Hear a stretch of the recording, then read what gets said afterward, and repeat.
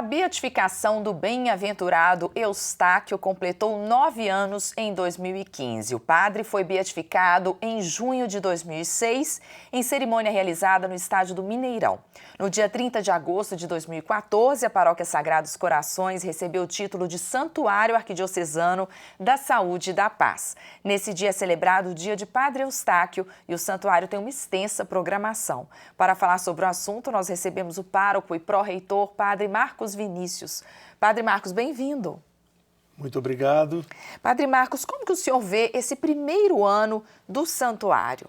Olha, foi uma graça muito grande, né? Dom Valmor elevou a igreja a santuário e já com o próprio processo da beatificação, o Padre Eustáquio vai se tornando cada vez mais conhecido.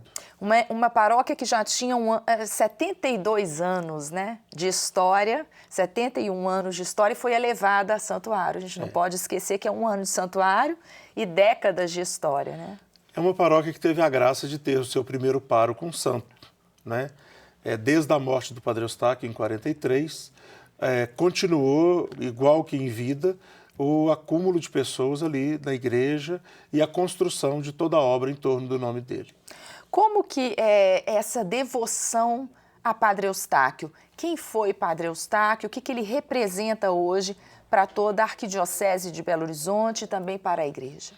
Padre Eustáquio é o missionário da saúde e da paz. É um sacerdote simples, holandês, que veio para o Brasil em 1925. Esse ano estamos completando 90 anos da sua chegada. Primeiro ele foi para o Triângulo Mineiro, lá ele trabalhou no santuário de Nossa Senhora da Abadia da Água Suja, construiu o atual santuário e depois ele passou em várias cidades do Brasil, porque veio junto também a fama de santidade com o dom de cura. A partir de 1940, o Padre Eustáquio começou a abençoar uma água numa gruta lá em Poá, e isso provocou uma grande comoção, porque as pessoas começaram a alcançar graças de cura. Já existia isso, então, na década de 40, né? Já na década de 40. Ele foi transferido várias vezes de um lugar para o outro. Em cada lugar ele ficava muito pouco tempo, 2 meses, 3 meses. Em Belo Horizonte mesmo, ele viveu só 1 ano. E como que foi essa experiência? Hoje, o local onde ele atuou é um santuário, as principais atividades do Santuário da Saúde e da Paz.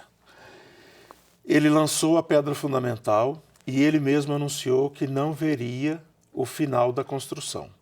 Mas a sua obra se manteve nos fiéis que tinham ouvido sua mensagem, naqueles que receberam tantas graças, na congregação dele, que é a congregação dos Sagrados Corações, que levaram adiante a obra. E até os dias de hoje, então, essa ideia de saúde e paz, principalmente a atenção aos doentes, atenção aos pobres e o cuidado com uma pastoral que para ele foi fundamental, que é a pastoral da reconciliação, da confissão.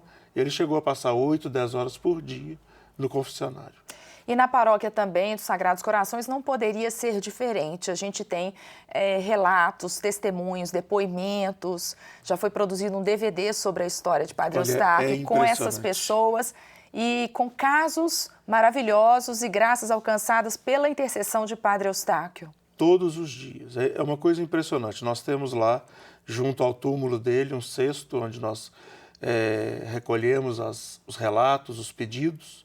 Tudo isso é analisado com muito carinho, é feita uma oração pelas pessoas. E, além disso, pessoas que nos procuram, trazendo notícias de graças de toda a natureza. Você poderia falar algumas para nós, sem citar nomes, mas exemplos de testemunhos de fé? Isso. Constantemente nós temos notícias, por exemplo, de pessoas que conseguiram emprego por intercessão dele. Mas de forma assim extraordinária, que a pessoa vai ao santuário apavorada, desesperada, faz uma oração confiante e logo volta contando que conseguiu essa graça. Agora, sobre curas de pessoas com problemas graves de saúde, também nós temos muitos relatos.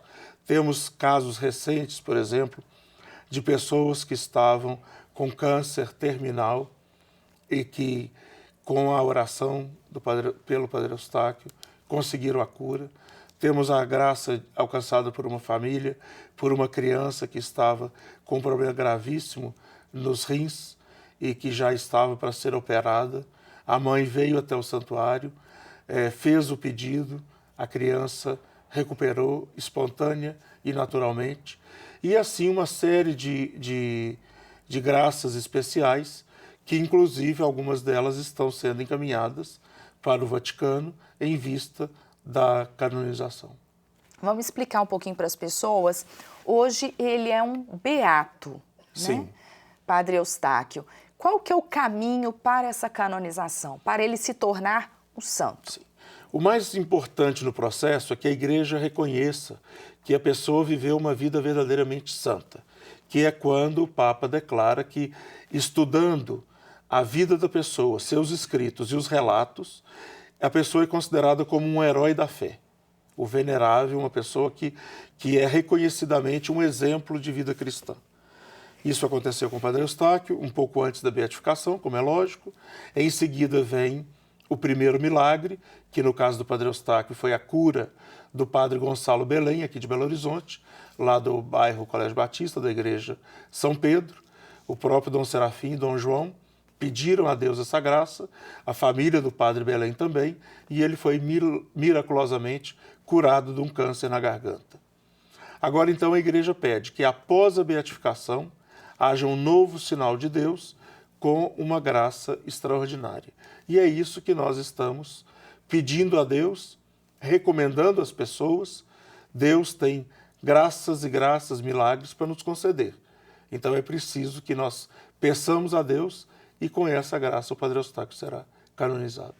Padre Marcos, lá também os fiéis encontram um memorial na Paróquia Sim. Sagrados Corações, né? Como que foi a construção desse memorial e quais as peças mais importantes expostas nele? Isso. Nós temos, desde o começo, foram conservados os objetos do Padre Eustáquio. Então nós temos ali coisas muito preciosas, desde a máscara mortuária, né, um busto de cera que foi feito no seu cadáver, não é? Temos as suas vestes, temos uma peça muito curiosa que numa Semana Santa o Padre Eustáquio não tinha, o véu da Verônica. E ele mesmo pintou com suas próprias mãos numa fronha de travesseiro e ele doou isso para a família Orsini. E há uns 3 anos a família Orsini teve a generosidade de doar isso para o santuário. Então está exposta lá a face de Cristo pintada pelo Padre Eustáquio. Sim.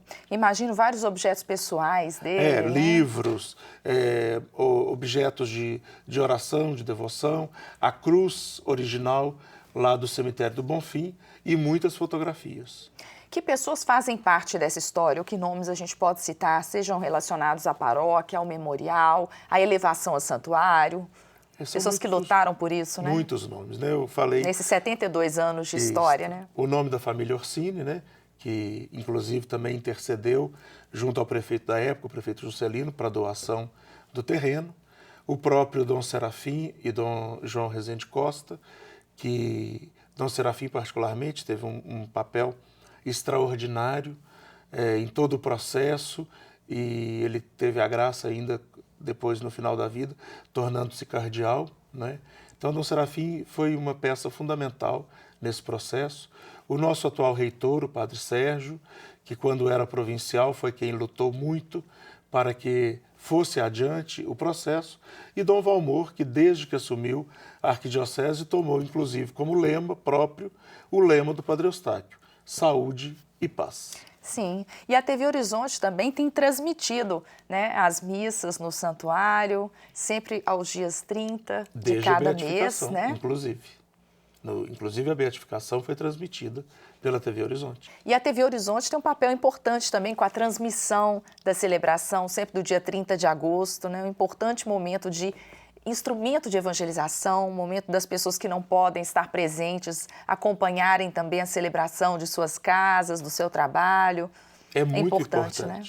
Lembrei até de uma frase do Padre Eustáquio, quando ele criou lá no santuário, no interior de Minas, um jornal chamado Romero. Ele dizia: toda festa da padroeira vocês vêm até o santuário. E assinando o jornal, cada mês Nossa Senhora visita a sua casa. E o papel da TV Horizonte é justamente esse para nós e sempre, não é? As pessoas que podem vêm até o santuário, mas a TV Horizonte permite que as pessoas que não podem ir até o santuário participem com a imagem na sua casa. Neste dia 30 vai ser às 15 horas. Ah, então ótimo. Então nesse domingo, dia 30, às 3 da tarde, todos podem acompanhar a celebração direto do santuário, né, da Saúde e da Paz, Paróquia Sagrados Corações. Padre, muito obrigada pela sua presença, né? Felicidades com as caminhadas, os eventos pela festa, né, de 72 anos da paróquia. Sou eu que agradeço mais uma vez, desejo a você e a todos os telespectadores saúde e paz. Amém. O Horizonte Notícia Entrevista termina por aqui. Obrigada pela sua companhia e até o próximo programa.